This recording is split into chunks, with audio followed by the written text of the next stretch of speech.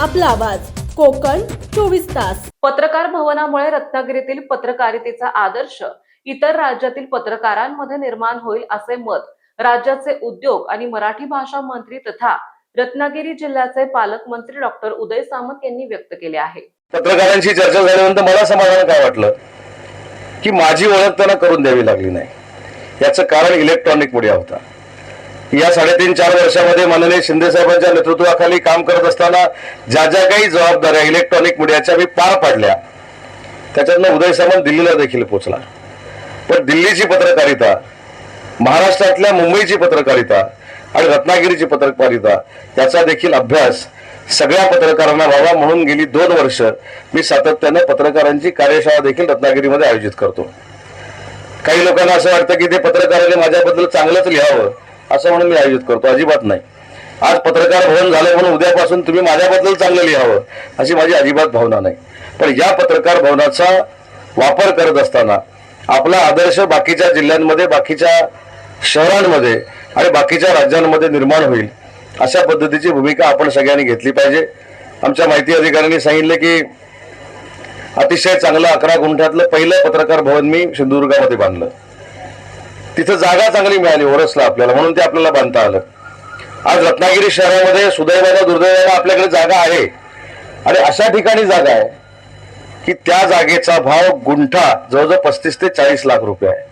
सुमारे 1,36,00,000 रुपये खर्च करून रत्नागिरी मिरजोळ MIDC येथे उभारण्यात आलेल्या नवीन पत्रकार भवनाचा भूमिपूजन सोहळा उद्योग मंत्री तथा रत्नागिरी जिल्ह्याचे पालकमंत्री डॉक्टर उदय सामंत, रत्नागिरी जिल्हा परिषदेच्या मुख्य कार्यकारी अधिकारी वैदही रानडे आणि पत्रकारांच्या प्रमुख उपस्थितीत उत्साही वातावरणात पार पडला।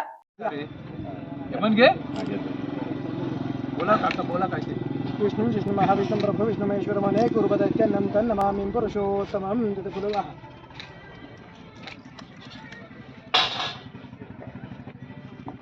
सशैल सागरं मृदु यथा समुद्रं तथा महाकल्याणं संत संत देवी सह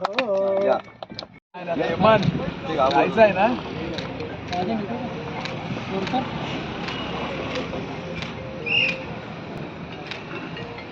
चला 5 पत्रकारांनी या। तू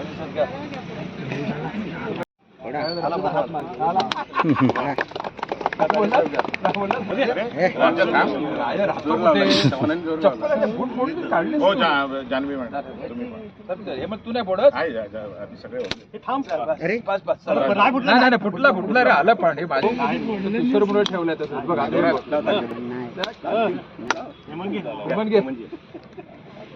पत्रकार भवनाचे काम वर्षभरात पूर्ण होईल असा विश्वासही पालकमंत्री डॉक्टर उदय सामंत यांनी आपले मनोगत व्यक्त करताना दिला। जसं आपण असं म्हणतो की तुमच्यामध्ये वाद आहेत, राजकारणी एकत्र कधी राहू शकत नाहीत, राजकारणी एकत्र आले की वाद निर्माण होतात। मी अनेक वेळा अलिमिया काजी साहेब तुम्हाला सांगतो की ती जागा जी आहे ही प्राईम लोकेशनची जागा आहे।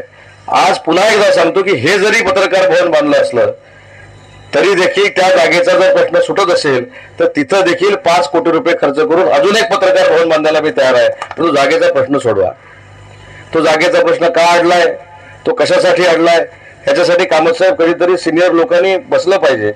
मी खरं सांगतोय की किमान 40 ते 45 लाख रुपये गुंठा असलेली जागा तुमच्या ताब्यामध्ये आहे, पण दुर्दैवानं आज त्याचं खंडन झालेलं आहे आणि म्हणून रत्नागिरी शहराच्या बाहेरून आपल्याला बांधावं लागलं। आज आपण संकल्प करूया की ती जागा देखील जर आपल्याला मिळाली तर त्या जागेवर देखील याच्यापेक्षा सुंदर, याच्यापेक्षा चांगलं, याच्यापेक्षा महाराष्ट्रातल्या 1 नंबरचं पत्रकार भवन आपण त्या ठिकाणी बांधू शकतो। एवढी ती चांगली जागा आहे त्यामुळे सगळ्याच पत्रकारांनी त्याच्यामध्ये पुढाकार घ्यावा। आता जशा आमच्या पक्षाच्या संघटना आहेत तशा पत्रकारांच्या देखील भरपूर संघटना झालेल्या आहेत। नक्की कोणाबरोबर राहायचं हेच कळत नाही। 2 राजा चव्हाण आहेत पण ते दोन वेगवेगळ्या संघटनेमध्ये आहेत। त्याच्यामुळे आमची अडचण जशी पक्षांची होते तशी आता संघटनांची देखील झालेली आहे। तर ज्या संघटनेला मोरे साहेब आम्ही भेटतो ती संघटना सांगते आम्ही स्ट्रॉंग आहे। नक्की मग स्ट्रॉंग कुठची? या प्रसंगी MIDCचे प्रमुख अधिकारी तसेच प्रांत जीवन देसाई, जिल्हा माहिती अधिकारी प्रशांत सातपुते, कोकण 24 तास न्यूज चॅनलचे संपादक अलिमिया काझी, बांधकाम विभागाचे उप अभियंता जनक धोत्रेकर आणि रत्नागिरी येथील पत्रकार मोठ्या संख्येने उपस्थित होते। ते एकदा हाक क्रायटेरिया देखील ठरवून घेतला पाहिजे. म्हणजे तुम्ही सगळे स्ट्रॉंग आहे त्याच्याबद्दल नाही, पण संघटनेच्या बाबतीत मी बोलतोय. अलिमिया काजींची स्वयंभू संघटना आहे, एक व्यक्ती एक सदस्य संघटना. आणि खरं तर अलिमिया काजींबद्दल मला सांगताना अजून एक आनंद वाटतो. मी खरोखर त्यांची चेष्टा मस्करी करतो, त्यांच्यापेक्षा मी वयान लहान आहे, परंतु या रत्नागिरीमध्ये पत्रकारांबरोबरचं हेल्दी वातावरण कसं आहे या सगळ्या प्रसंगातनं आपल्याला बघायला मिळतं. आणि तेच वातावरण आपण सगळ्यांनी मिळून टिकवावं एवढीच या कार्यक्रमाच्या निमित्तानं विनंती करतो. माझ्या काय भाषणाभिषणांचं आता बहुतेक पुस्तक छापायचं चाललेलं आहे, पण माझं वय अजून 65 पूर्ण झालं नाही याची की माहिती अधिकारी कोणाची तरी सुपारी घेऊन आले, या तर रिटायर व्हायला आलाय. तर तसं काही नाही, अजून 30-35 वर्ष आपल्याला काम करायचं आहे. पण तरी देखील माहिती अधिकारी देखील प्रामाणिक काम करतात. पूर्वीचा अनुभव जर आपण बघितला तर चौथा स्तंभ डळमळीतच होता, म्हणजे आमच्या खात्याचा. तो उभा राहिला की डळमळायचा.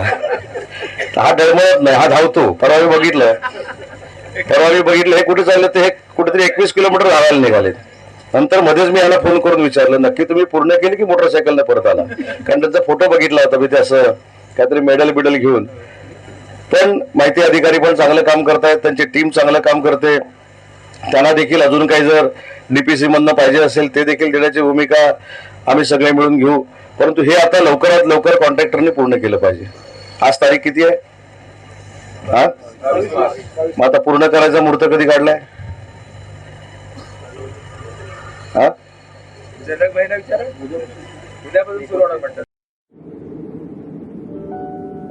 समंदर की गोद में पला है तू, अंगड़ाई लेते ही लहरें शुरू. आज यौवन की मस्ती छोड़, ले चलता हूं तुझे एक नए मोड़. आजा तुझे माँ पुकारे अब, छेड़ देते हैं बीट से कुछ शरारत हंसी. गले लगा ले उसे ए फकीर, इंतजार कर रहा है तेरा तो. चल दे देते हैं उसे फसल की खूबसूरती तो.